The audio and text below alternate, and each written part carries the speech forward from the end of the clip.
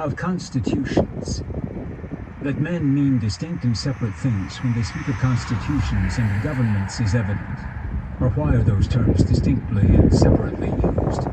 A constitution is not the act of a government, but of a people constituting a government. And government without a constitution is power without a right.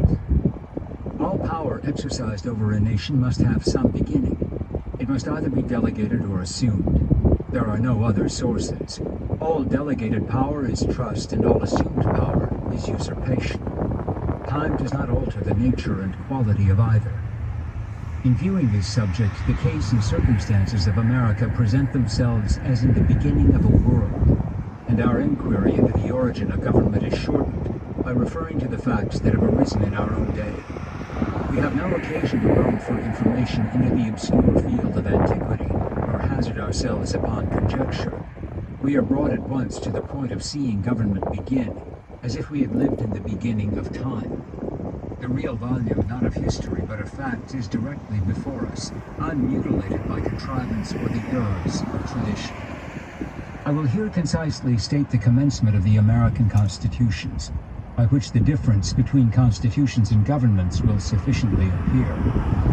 It may not appear improper to remind the reader that the United States of America consist of 13 separate states, each of which established a government for itself after the Declaration of Independence, done the 4th of July, 1776. Each state acted independently of the rest in forming its governments, but the same general principle pervades the whole.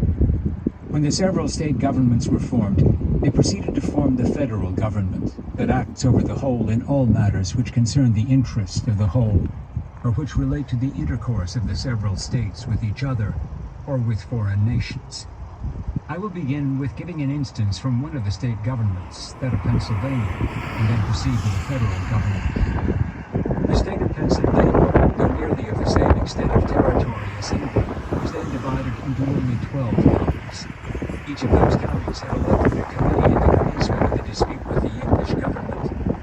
And as the city of Philadelphia, which also had its committee, was the most central for intelligence, it became the center of communication to the several county committees. When it became necessary to proceed to the formation of a government, the Committee of Philadelphia proposed a conference of all the committees to be held in that city, and which met the latter end of July 1776. Though these committees had been duly elected by the people, they were not elected expressly for the purpose, nor invested with the authority of forming a constitution. And as they could not, consistently with the American idea of rights, assume such a power, they did only confer upon the matter of trade of operation. The conferees, therefore, did no more than state the case and recommend to the several counties to elect 6 representatives for each county to meet in convention at Philadelphia with powers to form a constitution and to propose it for public consideration. This convention, of which Benjamin Franklin was president, having met and deliberated and agreed upon a constitution, they next ordered it to be published, not as a thing established, but for the consideration of the whole people, their approbation or rejection, and then adjourned to a stated time. When the time of adjournment was expired, the convention reassembled, and as the general opinion of the people in approbation of it was then known, the Constitution was signed, sealed, and proclaimed on the authority of the people, and the original instrument deposited as a public record. The convention then appointed a day for the general election of the representatives who were to compose the government, and the time it should commence, and having done this, they dissolved and returned to their several homes and occupations. In this Constitution were laid down, first, a Declaration of Rights, then followed the form which the government should have and the powers it should possess, the authority of the courts of judicature and of juries, the manner in which elections should be conducted, and the proportion of representatives to the number of electors, the time which each succeeding assembly should continue, which was 1 year, the mode of levying and of accounting for the expenditure of public money, of appointing public officers, etc., etc., etc.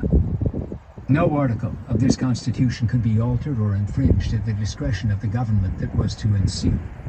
It was to that government a law. But as it would have been unwise to preclude the benefit of experience, and in order also to